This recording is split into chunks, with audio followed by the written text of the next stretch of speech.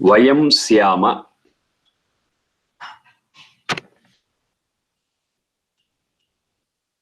Patayo Rayinam. This I discussed earlier, just as a revision. Vayam Syama Patayo Rayinam. Yajurveda 10.20. 10.20. Vayam Syama Patayo Rayinam.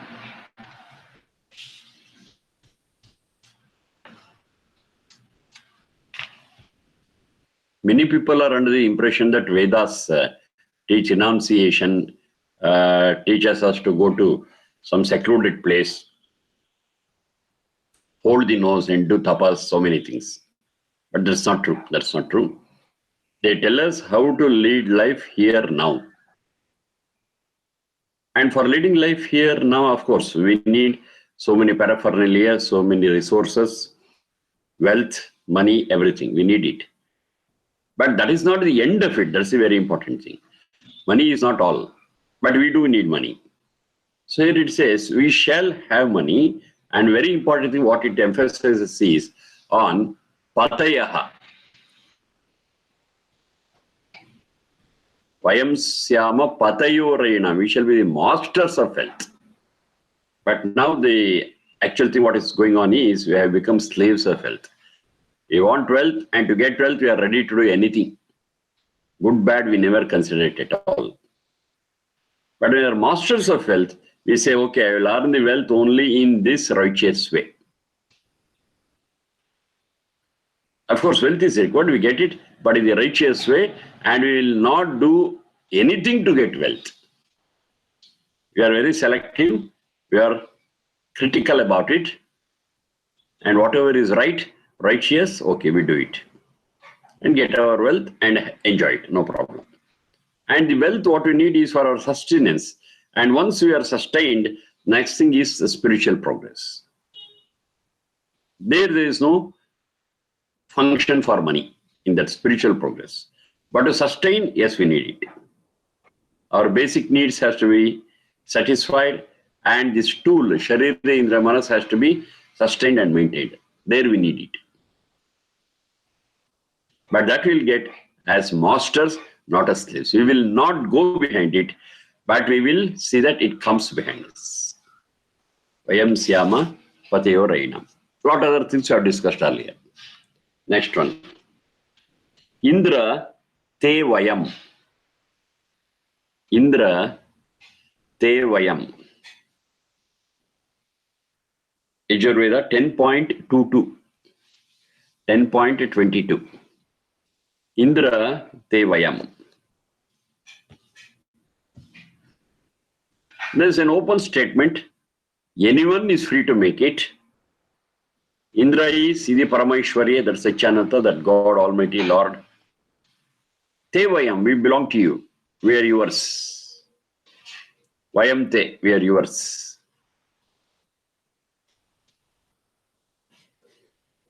Now it's very important here. Now when there is a multitude of gods, this becomes a problem. Say, my God is different, your God is different, somebody's God is different. And we all claim that we belong to that God. But my God is different and your God is different. So we cannot live together. But God is one. God is one. So to understand God is one, we belong to you means you also belong to the same God. I also belong to the same God. I am a subject to the same God. You are also subject to the same God. Then some harmony can be established between people, wherever they are, whenever they are. But if gods are many, this loses its value. Indra Te Vayam, we belong to you, loses its value. This is number one. Number two, whether we say this or not, another very important, whether we say this or not, Indra Te Vayam, we belong to you, even without saying, it is a fact. We all belong to that God. Just by saying, it's not that we become the subjects of that God. Even if you don't say, even if you don't know it, even then we belong to that God. We're all children of that one single God. The children of one single God, that's also not my words. Take down another one here only. Shrunvantu Vishwe, Amrutasya Putraha. Shrunvantu Vishwe, Amrutasya Putraha. Indra Tevayam, and this has to be understood together. They are complementary to one another. Shrunvantu Vishwe, Amrutasya Putraha, Yajurveda 11.5. 11.5. Shrunvantu Vishwe, Amrutasya Putraha.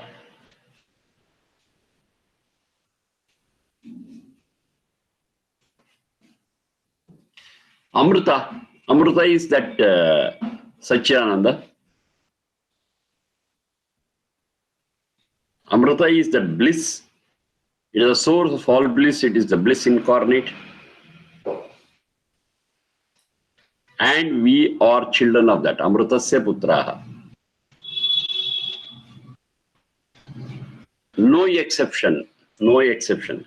Every one of us, every Sachit, in any form we may be in the human form or we may be in the non-human form, doesn't matter. Every Sachit is like a child to that Satchidananda, Amrutasya Putraha. Shrunvantu, yes, only human beings can listen. Other animals, other creatures, they cannot listen. They are not developed. They got their own limitation. Their whole life is bound between Nidrahara, Bhaya, Maithuna, over. But we human beings, we can think, analyze, understand, listen. So all that Shrunvantu Vishwe Amrutasya Putraha is referred to us mainly. From the point of view of Shrunvantu. But every creature is a child of that Satchidananda.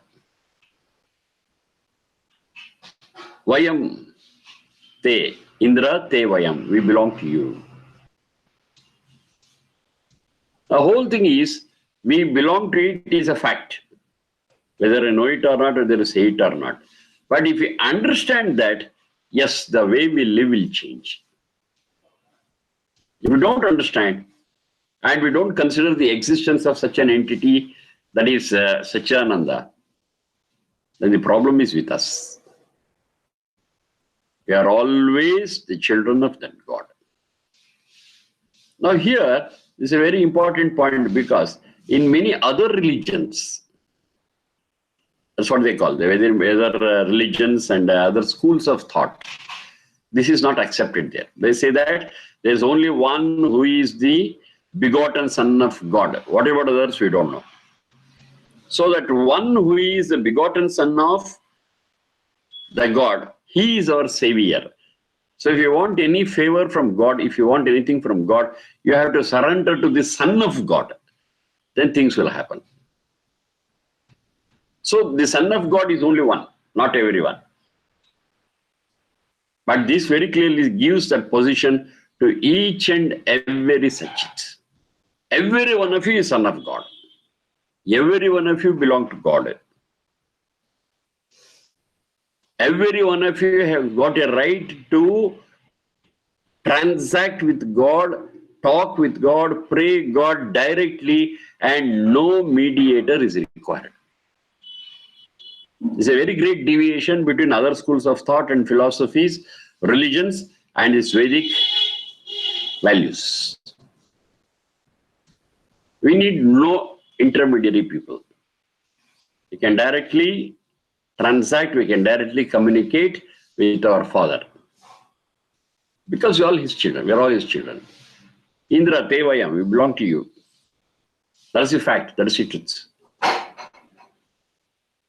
But the whole thing is, if I have to deserve that condition of being being Son of that God, yes, I have to follow a certain way of life. If I don't follow the certain way of life, though I am the son of the same God, I am unfit to call myself a son of God. That becomes a problem. I have to fit myself to that thing. I am that already, but I cannot climb because my way of life is not in accordance with the guidance given by that God. God has given certain guidance. If I live according to that guidance, yes, I am worthy to be called as son of that God. It's open to us. It's open to us. No mediator is required. No savior is required. No person is required to whom we have to surrender and he will recommend our case. No, nothing like that. It's direct. It's a direct. Every one of us, we can have a direct communication with our Father. So Father means the one who gives us the protection. Pita, parakshane. Parakshane is the root. So he is the protector of all. Direct. The only thing is we should rise up to that level to be worthy of that protection. That's all. This is one way of looking at it. The other way of looking at it is, say, the relationship between father and son. Whatever the qualities that father has, if they are practiced and imbibed in their life, then that person is called as a worthy son, worthy offspring, worthy child. Of course, what the father follows has to be noble and divine. That's a different issue. The same thing is followed by the children, and they continue that. Yes, they can be called as worthy children. So the same thing should happen here also. To say that Indra Tevayam, we belong to you. It's not just belonging. It is practicing and continuing the same values. What are the qualities of God? Divinity, truth, love, compassion, honesty, transparency. See, if we adopt those values, those divine values, then we are fit to be called as the son of the God. God is omniscient. I cannot be dumb. And God is omniscient. I also have to be not omniscient, but at least knowledgeable. I have to be wise. I cannot be dumb. Because I'm son of that God who is omniscient. So I have to imbibe those qualities and improve my knowledge, improve my wisdom day by day. That's a must for me. God is the master of the whole universe. I'm his son. I also should be a master. It's not possible for me to become the master of the world, but at least I can become the master of my world. That's my own Sharira Indriya Manas. It's possible. Yes, then I can call myself as a worthy son of that great master. I'm also a master, little master. So like that, whatever the divine qualities are there, only when I practice them and imbibe them in my life, yes, I am worthy to call myself the son of that God. Just because I'm the son of God, everything I get it. No. Of course, I'm son of the God, but I should be worthy to call myself as that. That's only when I practice, only when I take into my life, only when the divine qualities become my very breath. Indra Tevayam. And opportunity is open to everyone without any mediator. And that's said here, Shrunvantu Vishwe Amritasya Putraha. Whatever guidelines I give, whatever teachings I give, please listen to it. Please listen. It is for your welfare. It is for your own good. And there is no intermediary. It is told to all of you. Many people say, women are not allowed to practice or read Veda. And Shudras, a caste, low born, they are not allowed to study Veda. All that is wrong. There is not even one sentence to speak about it in the Vedas. It says it's for all. Shrunvantu Vishwe. Vishwe is all.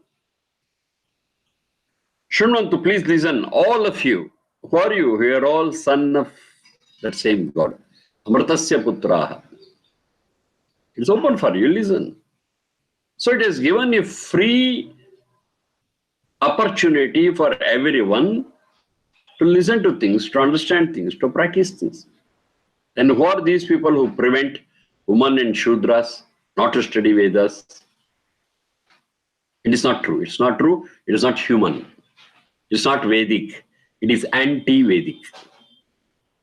Anyone who wants to have a better life, to improve the quality of life, yes, these teachings are open. Anyone. No discrimination whatsoever. In the name of caste, creed, nationality, gender, nothing comes in the way. Because every one of us, we are all sons of that God. Amritasya putraha. So wide, so humane, so broad is the thoughts that are expressed in the Vedas.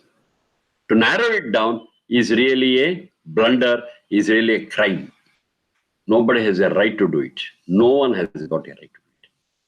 Because that itself is open to all, that itself declares that it is for all. Shrunvantu Vishwe, Amritasya Putraha, and they never speak of any exception. All, Vishwe, very clear. So to understand all these basic things and keep this knowledge open to everyone, learn, know it, and make ourselves worthy to be called as the sons of that God, the children of that God. Indra, Tevayam. Plus this both has to be studied together.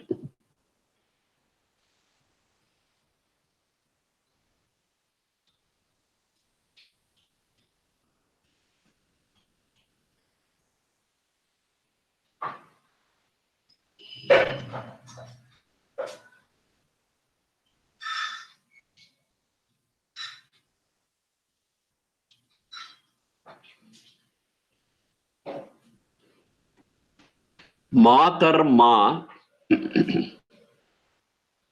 Matarma, Himsihi, Ma Aham, Tvam. Matarma Himsihi, Ma Aham Tvam. Matarma Himsihi, Ma Aham Tvam. Yajurveda 10.23.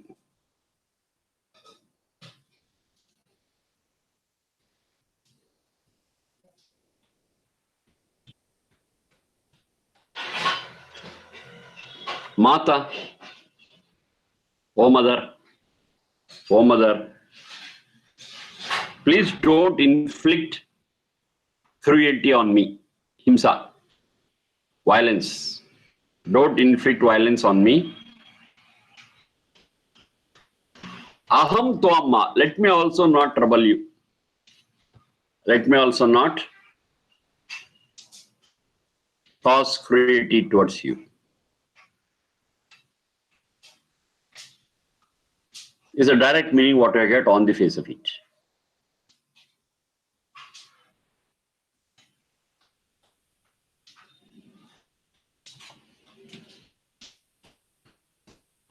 Let not, O mother, let not you be cruel to me, let not be also cruel to you.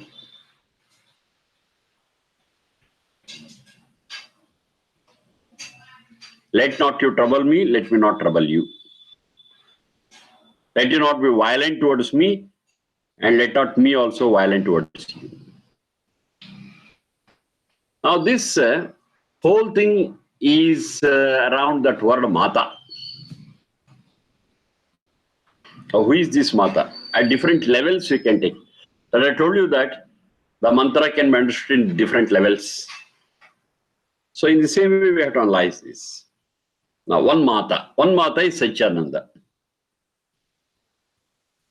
Because in several Veda mantras, that same Satchidananda, the same God, is referred to as Pita as well as Mata. Tomhina Pita, Mata, so it is there in that mantra. That we have discussed. So Mata is that Satchidananda itself.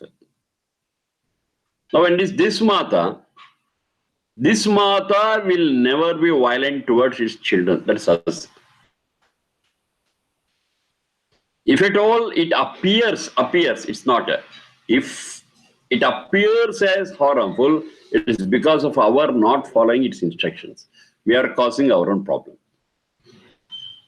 So I say, let you not cause violence towards us. It means let us be careful and follow your words and rectify. Because that will never inflict any violence on us.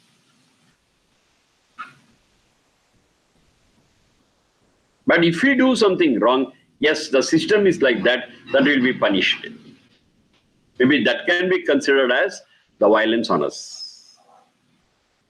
But that is never intention, that is because of, that is the result of our own deeds. We chose it and we are into trouble. The system is like that.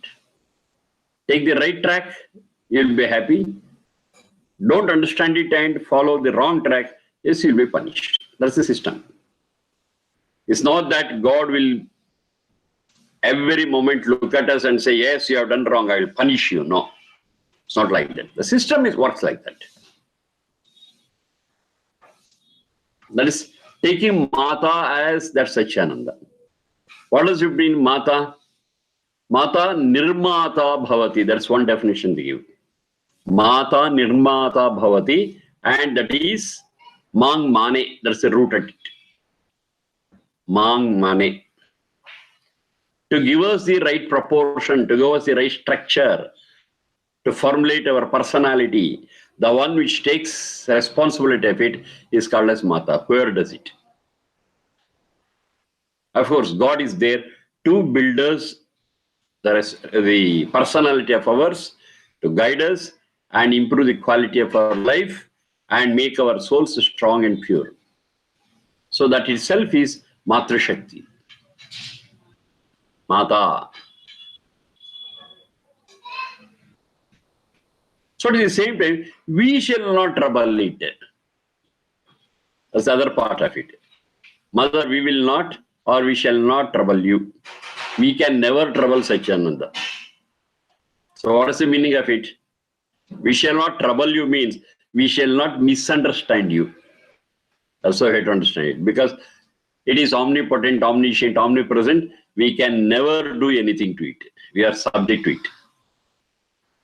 So let me not trouble you, let me not be violent towards you means let me not misunderstand you. Let me understand you rightly. So what you are, how you are, in the same way we shall understand you.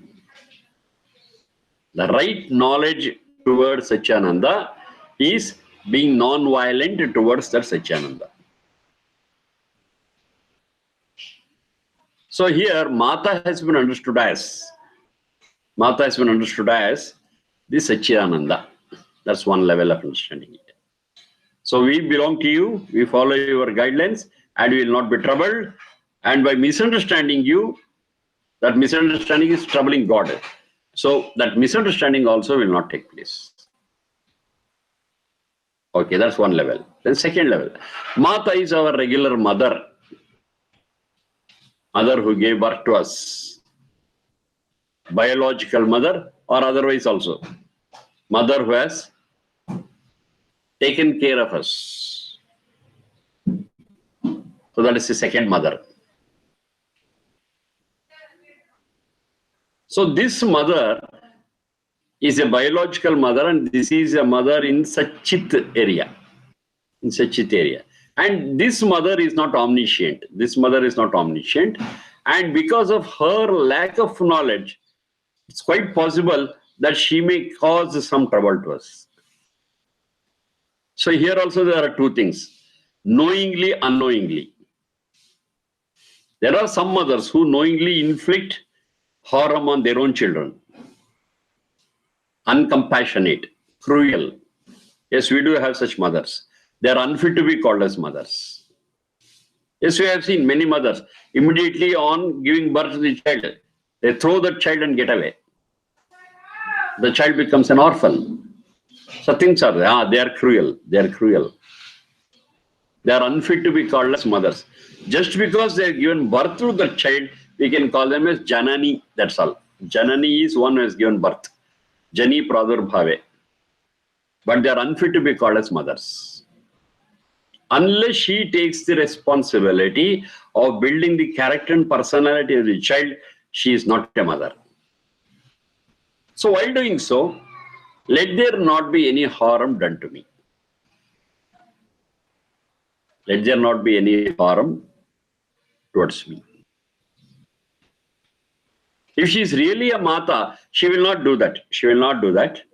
But unknowingly, she does something sometimes. She thinks it is favorable to the child, but what she does will result in something adverse. She doesn't know. She doesn't know. She's ignorant. Sometimes like that also happens. What you call it as, I got a technical term for that. It's called as hita shatrutva. Hita shatrutva. Intention is good. Intention is really good. But what you are doing is not good. If we were to know that it is not good, we would not have done it. But we don't know it. We are ignorant. Hita shatrutva. It is enmity in the guise of, in the garb of good intentions. Intentions are good, but doings are not in accordance with that. Because we are ignorant. We don't know what is the result of this. Hita shatrutva. So let that not be there. Oh mother, be favorable to me. Apply your best thoughts, apply your best knowledge, and see that I am not troubled. Violence is not inflicted upon me. And I will also not do that.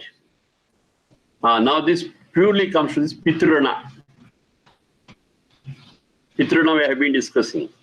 It's a duty of every child to take care of its parents, father and mother. Whatever be the difference of opinion, that's a different issue. But it is a duty of every child to serve its parents when they need it, especially when they are old.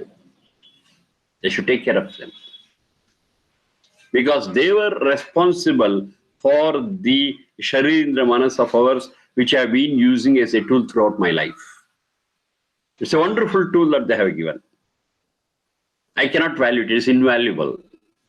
So for having given me an invaluable tool, it is my duty to take care of them when they need it. I have to serve them with my own hands, no proxy. That's what we call it as Pitranam. So this Pitrana we have to attend to. If you don't, it is as good as inflicting or being violent towards our parents. So we are not supposed to do it. Matarma himsihi. Maham tvam. Let me not also inflict trouble on you. You have taken care of. You have given birth to me. And you have nourished me. I have seen that I grow up well. And you have sacrificed everything of yours. That's a great thing. Don't do the other way. Don't do the other way. Do this way. Fine. And I'm indebted to you. And when it is possible for me to take care of you, when it's not possible for you to take care of yourself, yes, I am there by your side. I'll serve you. I will not trouble you. I will not see that you are subjected to violence. I will protect you. It's my duty. It's my rona. I'm indebted to you. So this is another mother. Not just Janani. Not just Janani. Even if she is just a Janani, to protect her is my duty. I will do it. That's a different issue. But as Janani, you have just given birth to me and you have not taken care of my development. Doesn't matter. Doesn't matter. Even because just you are my Janani also, I will take care of you. Mata, I will take care of it doubly. Yes, you have done so much for me.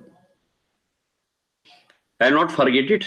I will try to repay it with my service, love, affection, gratitude. If I don't do it, it is as good as me troubling you, me being violent towards you, me being cruel towards you. I will not do that. Now, because it is Mata, don't remember or don't understand, it's only Mata. It's Mata, Pita, all put together. Yes. This is the second way of understanding this Mata. What's the third one? Mata is your motherland.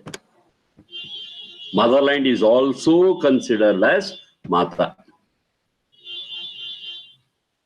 In several Veda mantras, they speak of Bhumi as Mata.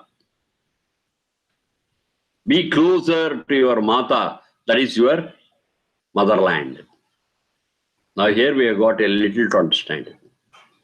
Usually when we speak of motherland today, it is the nation's, it's a piece of globe bound by the territories what we consider as our motherland. But actually motherland for every one of us is whole world. It's a global view. It's a global view. Okay, just because I'm born in some country, India is not my motherland. But we now today understand that if I'm born in India, my motherland is India. If I'm born in Australia, my motherland is Australia. Some XYZ. No. Because this Africa or Australia or India or America or something, these are all man-made lands. These are all man-made territories. It is we who define these territories. But this to this is India, this to this is this country, and from here to here it is this country. It is man-made. It's not natural. And the laws of nature will never consider these man-made territories. It affects the whole globe. If there is something wrong with, say for example, the ozone layer, which is a protecting umbrella for the whole globe. If something is wrong, is the effect only on that country upon which it is having a hole? No, it affects the whole globe. Global warming, we say. Whoever does something which contributes to global warming, anywhere in the world, anywhere on the globe, it affects the whole globe. It never recognizes our man-made territories. Yes, this is a concept what I have in the Vedas. Whenever Vedas speak of Rashtra, it means the whole globe. It's not the man-made nations. Rashtra is the whole globe. Mata is the whole globe. Abode is the whole globe. Everything. It is a global view what the Vedas have got. They never speak of, they never recognize these man-made territories. No. Rashtram virakshati. So the whole globe is protected. Not just one nation. Our identifying with our small piece of land as nation is not at all approved by the Vedas. Because that is man-made, artificial. And because of that only, war is always happening around the world. One nation or the other will be fighting out. Because they don't have a global view. They think that this is our nation, this is our land. And they fight out. They want to expand their territory. They want to encroach upon the other territory. But unless we get this global view, this universal view, things will not improve. Once you understand this and have a global view, then no man-made territories will be there. There will be no wars. It is one nation, it is one country, it is one globe. It's not impossible. It's not impossible. But in the present day, it appears as something imaginary. True, but it's not impossible. Now the whole problem is our mastery over natural resources. That is the cause for all these territories, and there is a cause for all these wars. By waging a war, I want to grab what is there in that piece of land and make it my own. So as long as the grabbing attitude is there, as long as exercising my mastery over my ownership over the natural resources, this will never improve. But what does the Vedas say? You are never the owner of any natural resource on this globe. You are never the owner. You are only a trustee, whoever you be, wherever you are. You never brought it when you came onto this land. You are taking nothing when you die and get out. And what is it happening? When you are here, you have to take care of it, and you're only a trustee. That's the reality. That's the reality. We are not owners of anything. We never created anything. All the basic requirements, what we need, all the natural resources, what we have, anywhere, any day, anybody, they are all gifts of God. That's the reality. But we being adamant, but we being egoistic, we say that I am the master of it, I own it. Because I'm the owner of it, I can handle it any way I like. No. I'm not permitted. I am permitted to be a trustee and safeguard it, and for having safeguarded that whole resource, yes, I am allowed for some small honorarium which is sufficient for my living. That's the fact.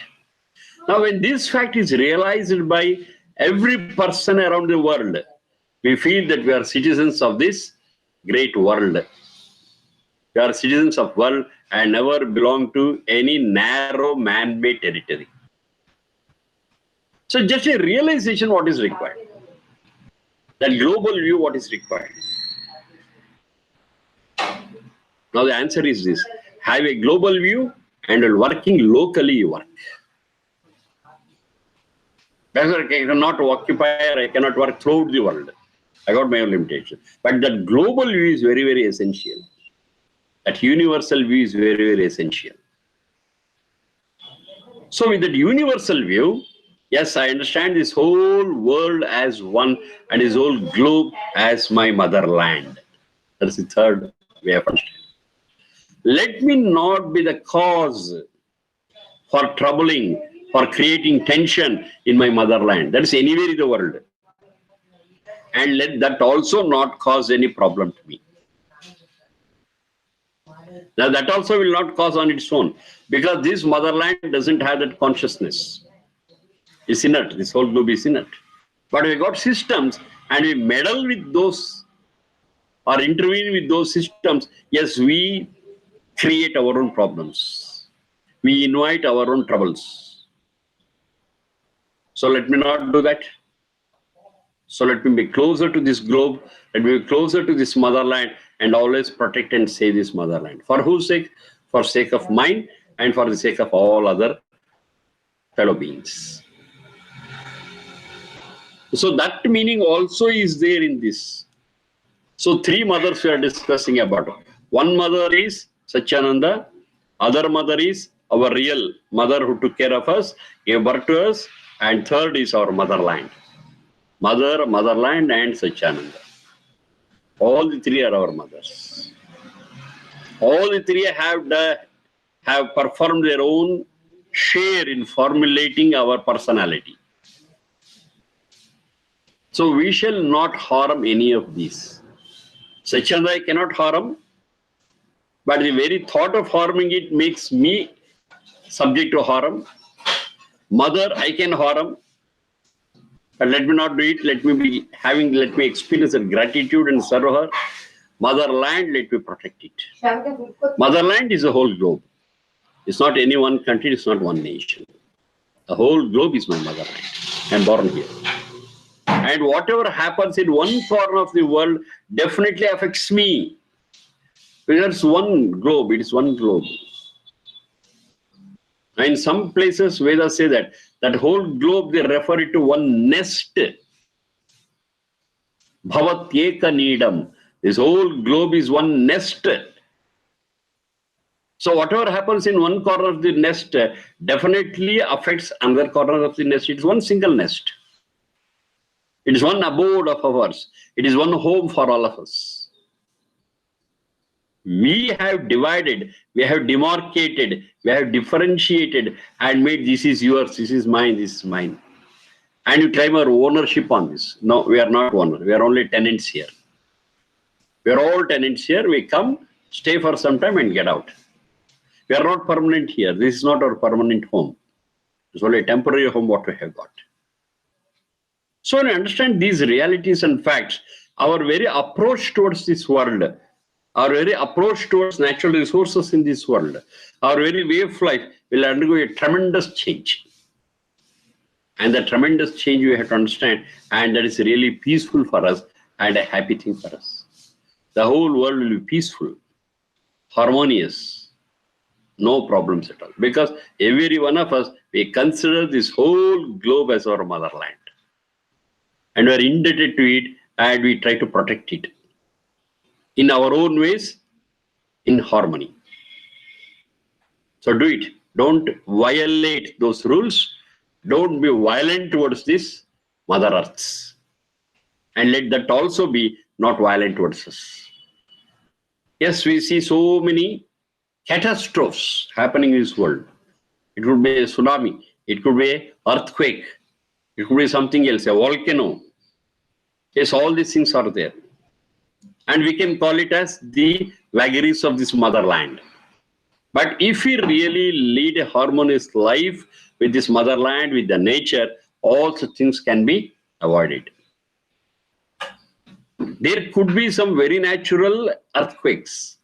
But if you are close to earth, if you are close to the nature, yes, we will get an indication that there is going to be an earthquake. It's not difficult. Many creatures have got that sense of that happening earthquake.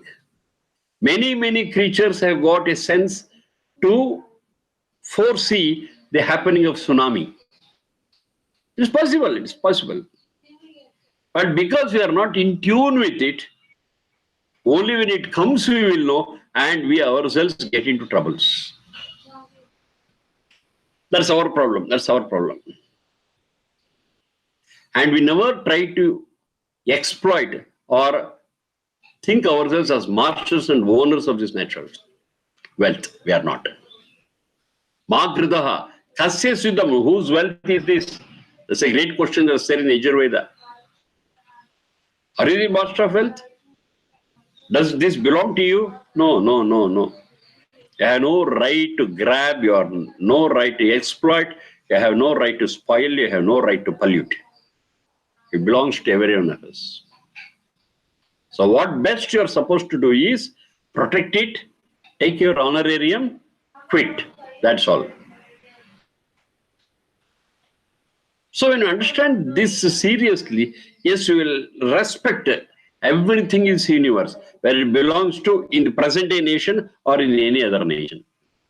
It considers the whole globe as one nest, one home, one abode, one world. And the whole world will be governed by one world constitution. See, in the present day, we have got different nations and different constitutions. And when you study all of them comparatively, the things what I got in one will be contradicted by other. There will be opposite things. What is the result? The globe suffers finally. The whole human society that suffers finally. Human society is one. We are all human beings, wherever we are. The human society is one. Our house is one. And our guideline is one. There has to be one world constitution for everyone else. When that happens, when we make it happen, yes, we will not trouble ourselves, will not be cruel to ourselves, and will not be cruel to the homeland, the motherland, that is a globe. So that is the intention of this Veda mantra. It's very broad in its application. It says, Matarma himsihi. So don't trouble this motherland. Of course, the other two are there. And Ma aham tvam. Let me not also trouble you. Let me not be troubled, and let me also not trouble. So it's a very great ideal. It is not utopia. It is possible for application. It was like that once upon a time. Once upon a time it was one world. Once upon a time it was one human society. Once upon a time it was one constitution for everyone. But today, because of that fragmentation, because of our narrow views, because of our selfishness, because of our attitude to establish mastery and ownership of natural resources, things have become worse. And it's becoming worse and worse day after day. So we have to reverse this whole process and see that we understand ourselves as the trustees, tenants here, and protect this whole world, which is one for the safety of all human beings. This is what we have to do. All those thoughts are there here, and there are several other Veda mantras which support the meaning of Mata as Satyananda, the meaning of Mata as our mother, the meaning of Mata as our motherland. We have got several Veda mantras. So keeping all those in the background, this mantra, or this piece of Veda mantra is explained in 3 levels. Satyananda, mother, motherland.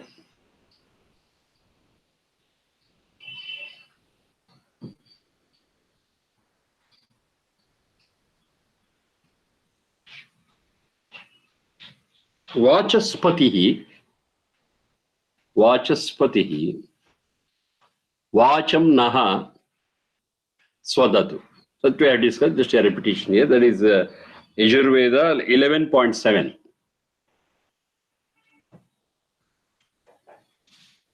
You are the protector of all our words.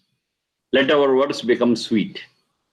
Swadatu, sweet, appreciable, acceptable.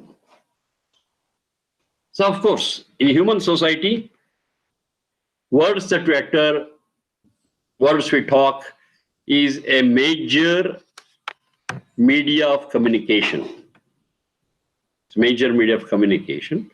And when this communication is right, when this communication is sweet, this communication is happy, yes, there will be a good relationship between we human beings.